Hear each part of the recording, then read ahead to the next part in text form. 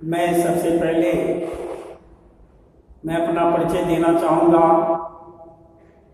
व्याख्याता ईश्वर कुमार, तिरुत शारीरिक शिक्षण महाविद्यालय मुजफ्फरपुर झपा। मैं आप सभी बीपीएड एवं डीपीएड के तमाम प्रवृत्तियों को हार्दिक बधाई देता हूँ।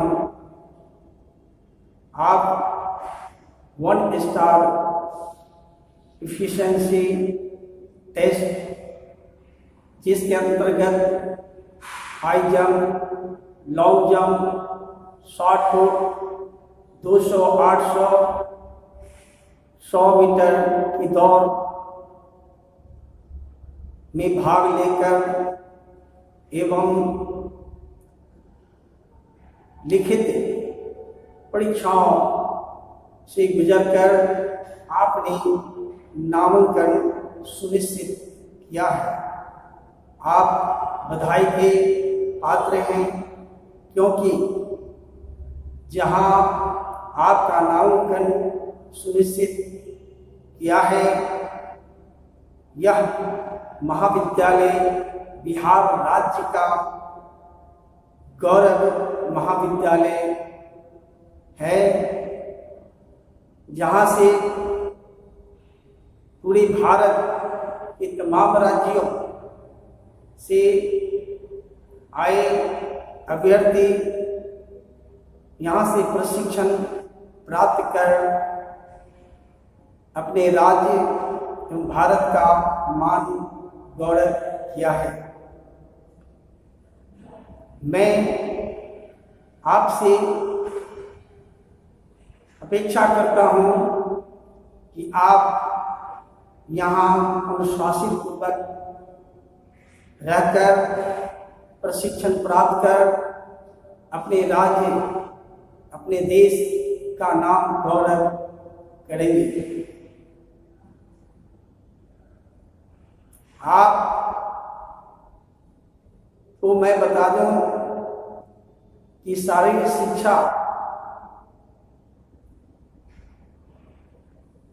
के बारे में अनेक भ्रांतियां समाज में उत्पन्न है। जिस भ्रांतियों को आप यहां से प्रशिक्षण प्राप्त कर उस भ्रांतियों को दूर करना चाहेंगे।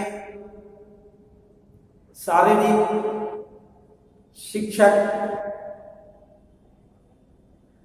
को बोलचाल की भाषाओं में खेला मास्टर के रूप में समझते आए हैं। अन्य विषयों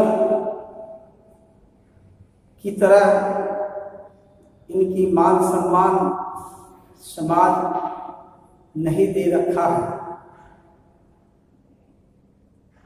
उनके मन में पता नहीं किस प्रकार की धारणाएं बैठी है, उसको हमें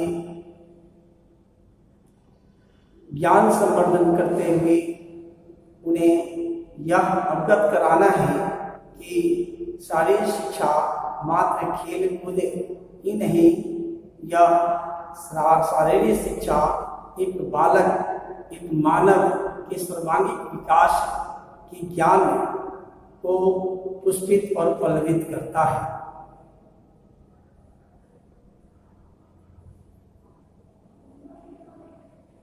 मैं ये बात बताना चाहता हूँ कि शारीरिक शिक्षा को नगण्य मानते हुए हमारे राज्य, हमारे देश में जितने भी दुनिया के कार्य क्षेत्र हैं, वह एक डॉक्टर हो, एक इंजीनियर हो, एक कलेक्टर हो, एक ऑफिसर हो, एक थाना प्रभारी हो या एक सिपाही हो, एक नेता हो या एक अभिनेता हो, अगर आप उनको सर्वे करें, उनसे पूछें क्या आप इस देश को जितनी सेवा देनी चाहिए क्या आप देते हो? मैं समझता हूँ कि जितने भी सेवा कर्मी हैं जो सेवा दे रहे हैं वह चाहकर भी सेवा पूर्ण रूप से नहीं दे पा रहे। उसके जड़ में जाकर पूछें तो अपनी अस्वस्थता का एक समस्या उत्पन्न करते हुए व्यक्त करते हैं। तो इस देश को, इस राज्य को स्वस्थ नागरिक, स्वस्थ कर्मी, स्वस्थ नेता, स्वस्थ अभिनेता, स्वस्थ डॉक्टर, इंजीनियर, शिक्षक, कलेक्टर, सिपाही या अन्य को होना देश की प्रगति का एक पहचान बनाया जा सकता है। तो शारीरिक शिक्षा को नगण्य मानना यह अतिशयोक्ति होगा। यह शिक्षा कोई ऐसी नई शिक्षा नहीं है। यह शिक्षा उन रामायण काल और महाभारत काल में चलती आ रही है। बस समय और काल के साथ इसका विलोपन होने के कारण हम आप पीछे पड़ गए हैं। अनेक छोटे बड़े बीमारियों से ग्रसित हो चुके हैं। कोई छात्र बहुत पढ़ना चाहता है, पढ़ नहीं पाते, शरीर से अस्वस्थ हैं। कोई व्यक्ति बहुत कुछ करना चाहते हैं, वो कर नहीं पाते क्योंकि शरीर से वह अस्वस्थ है। तो हम आप आए भौतिकवादी सुख सुविधाओं में विलोपित होकर अपने कलपुर्जों के दुनिया में अपनी जीवन को हम अपने आप में सजा रखे। शारीरिक शिक्षा एवं लोक भावना पर थोड़ा सा मैं अपना विचार रखना चाहता हूँ कि शारीरिक शिक्षा के प्रति हमारा परिवार, हमारा समाज की धारणाएं सही नहीं है। अपने घर के बच्चों को बार बार दिन रात पढ़ने के लिए काफ़ी उन पर हावी बने रहते हैं। बच्चे थोड़ा बहुत खेल में भाग लेने के बाद में डांट पड़ती है।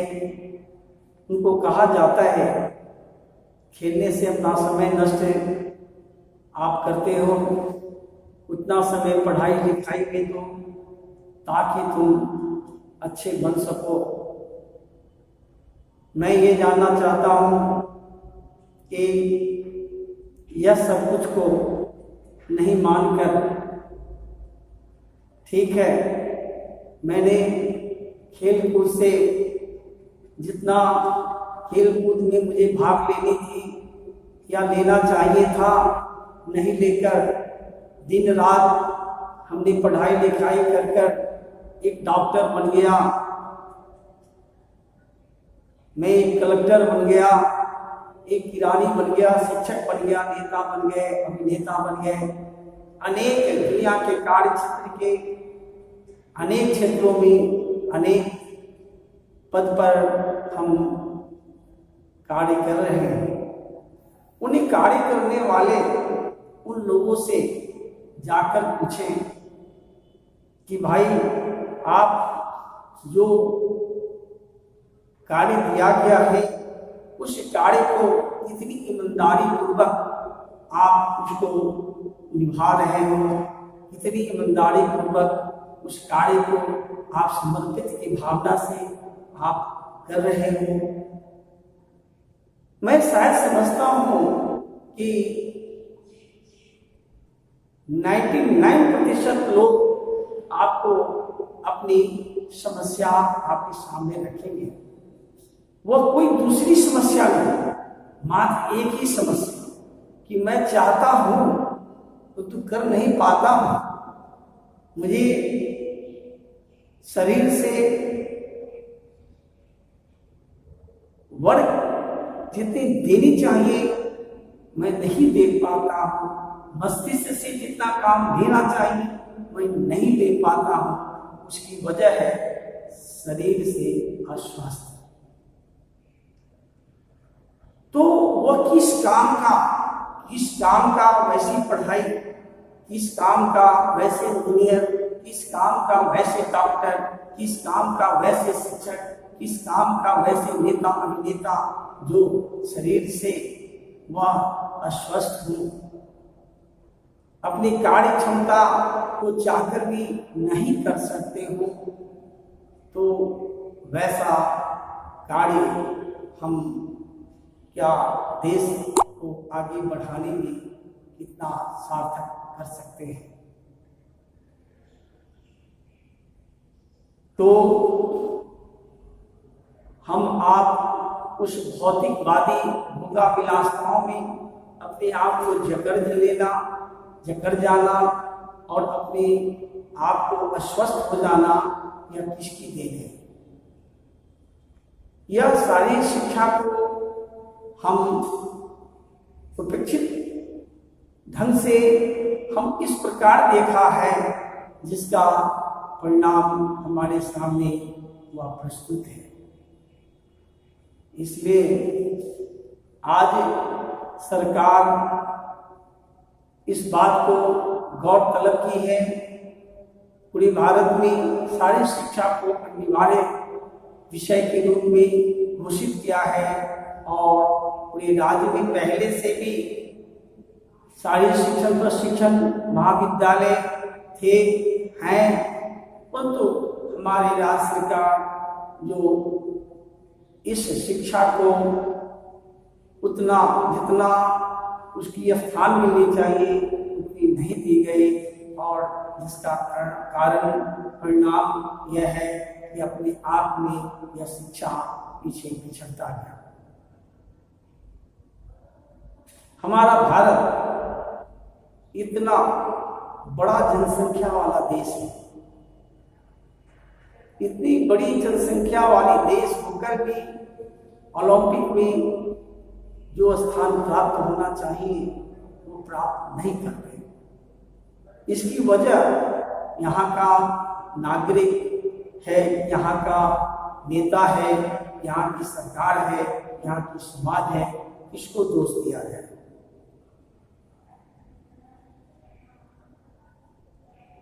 ये काफी चिंतनीय यह विषय है।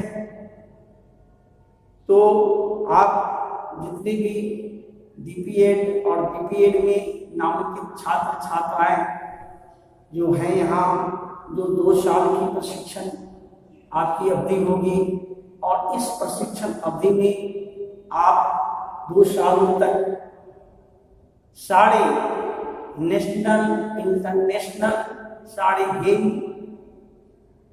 का ज्ञान दिया जाएगा और आप उतना ही नहीं, एक डॉक्टर की भांति आपको एनाटॉमी, फिजियोलॉजी, फिजियोथेरेपी अनेक ऐसे विषयों से आपको परिचय कराया जाएगा जिससे आप उस विद्यालय में जाकर शिशुअवस्था से बच्चों को उसके ज्ञान विज्ञान के द्वारा उसको उसकी तौर पर पल्वित करेंगे और इस प्रकार से हम आने वाले भविष्य में ऐसे खिलाड़ी, ऐसे नेता, ऐसे अभिनेता, ऐसे शिक्षक, ऐसे डॉक्टर, ऐसे इंजीनियर को हम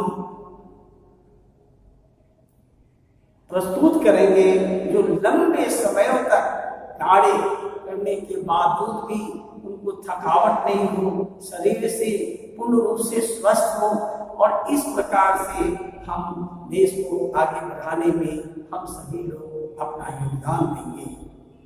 तो आज की क्लास में हम सभी लोग एक दूसरे को परिचय इस कोरोना की महामारी के कारण देने में असमर्थता व्यक्त की गई है।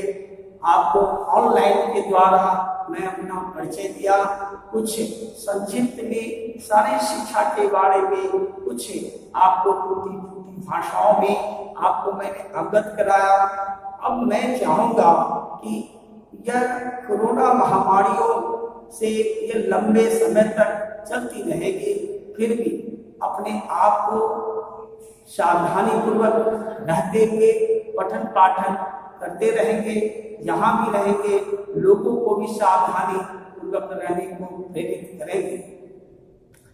तो आज मैं चाहूंगा कि देश के प्रति अपने आप